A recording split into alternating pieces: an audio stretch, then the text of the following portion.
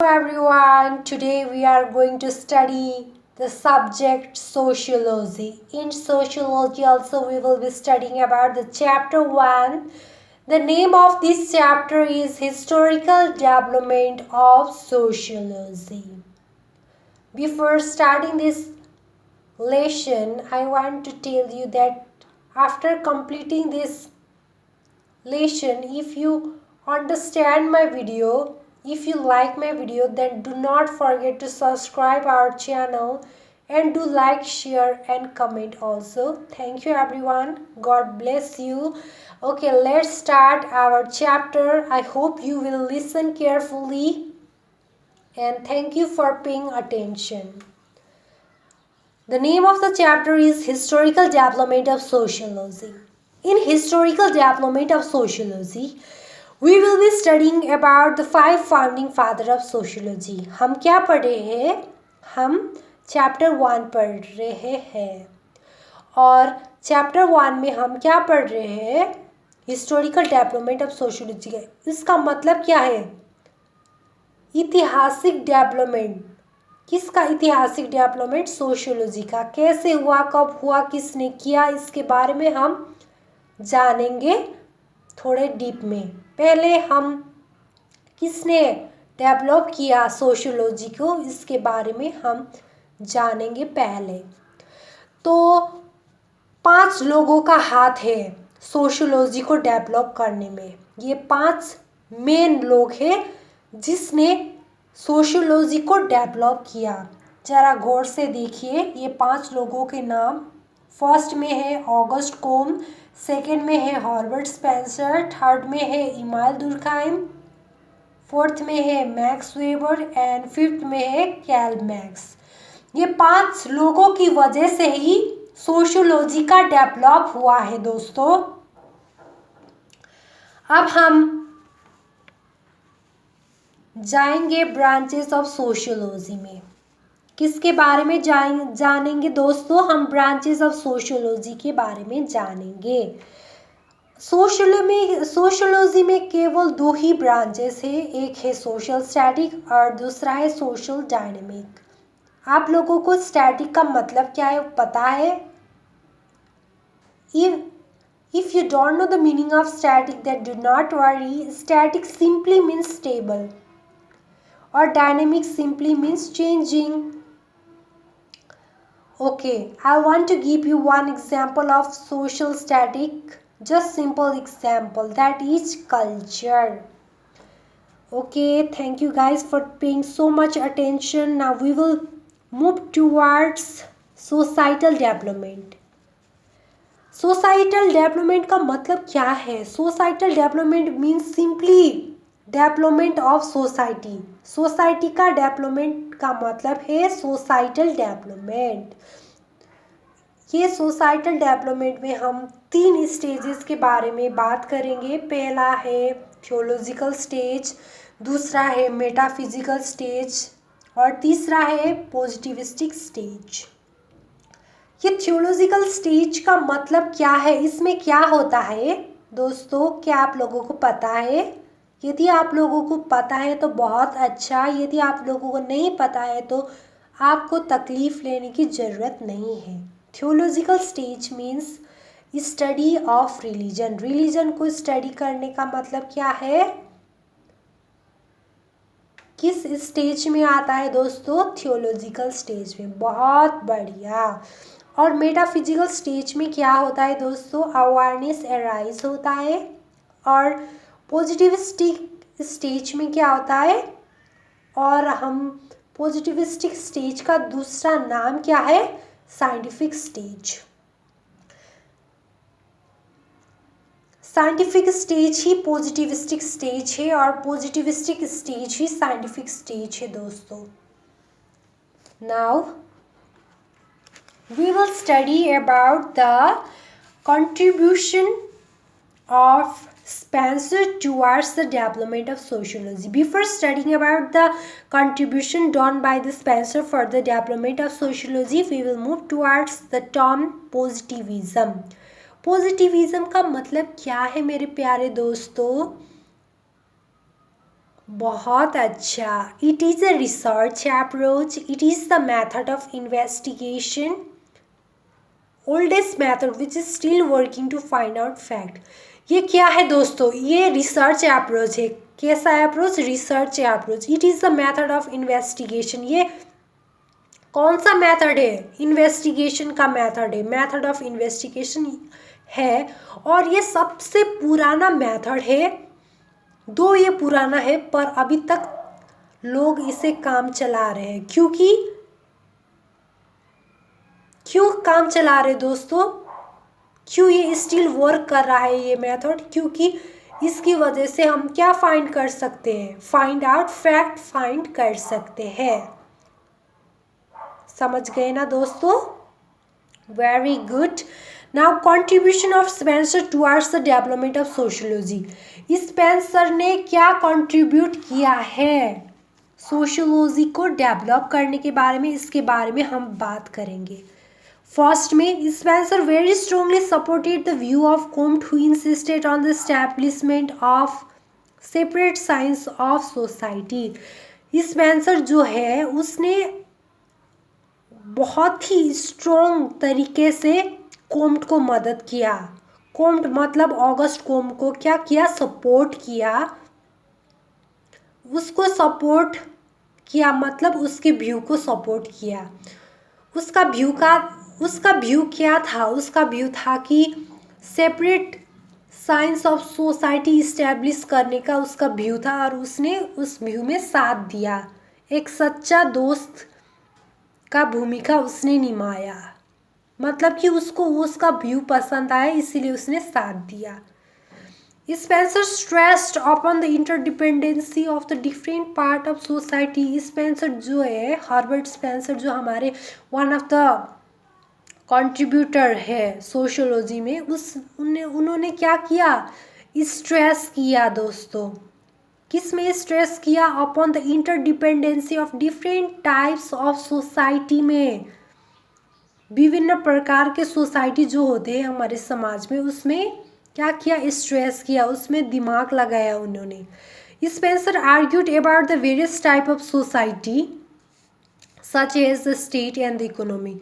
Spencer ने argue किया, बातें की, दिमाग लगाया विभिन्न प्रकार के सोसाइटी के बारे में, जैसे कि state and the economy which are also interdependent and work to make sure for the survival of entire system. दोस्तों ये एक आपस में इंटरडिपेंडेंट क्यों है? एक आपस में ये लोग इंटरडिपेंडेंट है क्योंकि उन लोगों को समाज में सर्वाइव करना है, एग्जिस्ट करना है. उन लोगों को ही नहीं, पूरे उनके खानदान को ही सर्वाइव करना है. इसलिए ये एक आपस में क्या है? इंटरडिपेंडेंट है मेरे प्यारे दोस्तों. ये एक आपस में क्या है? इंटरडिपेंडेंट है. अब थर्ड में, Spencer through his theory of organic analogy contributed for the development of tradition of comparative studies in sociology. उसने अपने थ्योरी ऑफ ऑर्गेनिक एनोलॉजी से, ऑर्गेनिक एनोलॉजी का डेफिनेशन क्या है? वो means comparison between human society and human body. Organic analogy का मतलब प्यारे दोस्तों ये उसका मतलब है. उसने अपनी थ्योरी से, किस थ्योरी से? Organic analogy, theory of organic analogy से कंट्रीब्यूट किया. किसके लिए कंट्रीब्यूट किया? For the development of tradition of comparative studies in sociology के लिए.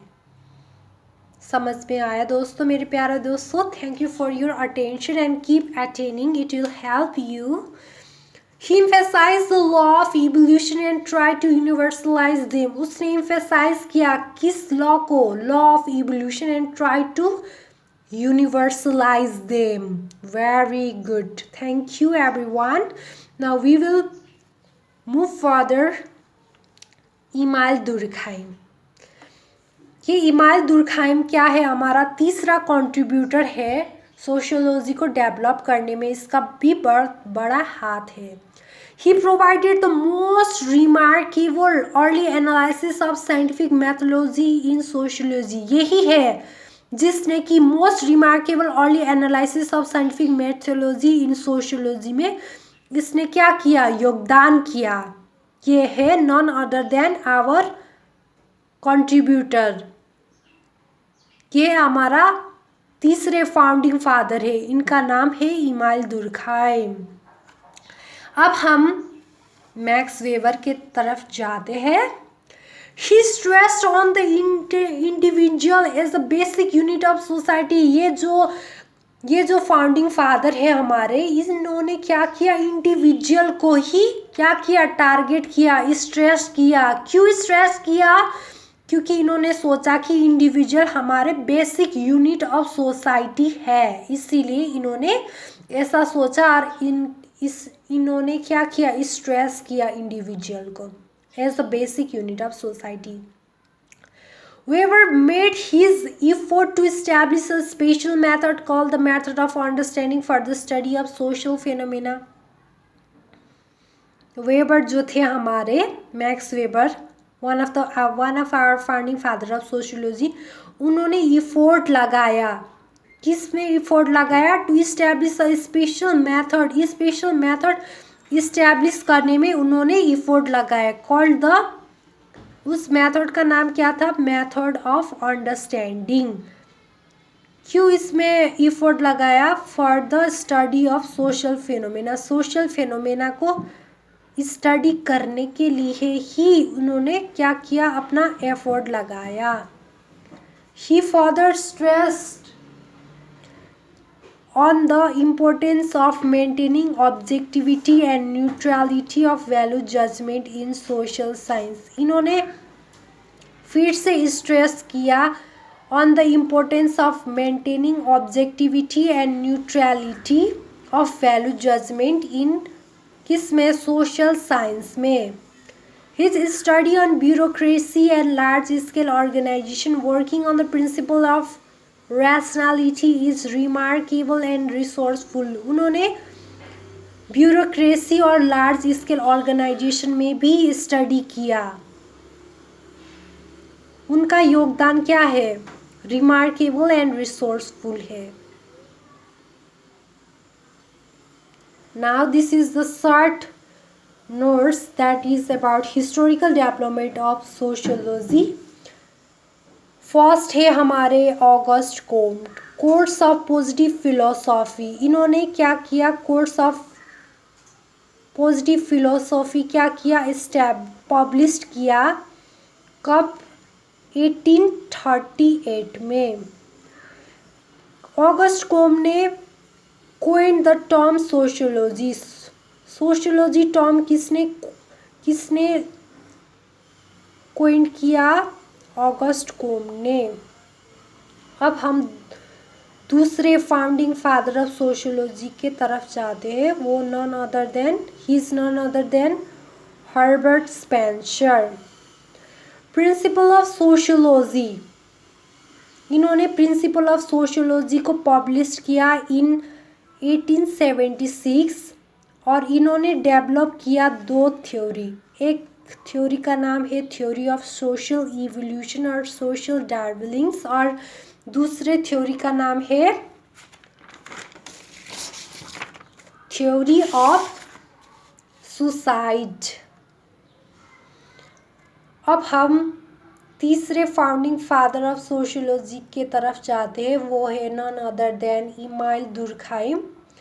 इन्होंने रूल्स ऑफ सोशियोलॉजिकल मेथड को क्या किया, पब्लिश किया 1895 में और इन्होंने ही पब्लिश किया थ्योरी ऑफ सुसाइड 1897 में। Course in sociology appeared in many universities in the 1890s। Sociology course जो है वो विभिन्न यूनिवर्सिटी में अपीयर होने लगे इन द 1890s में।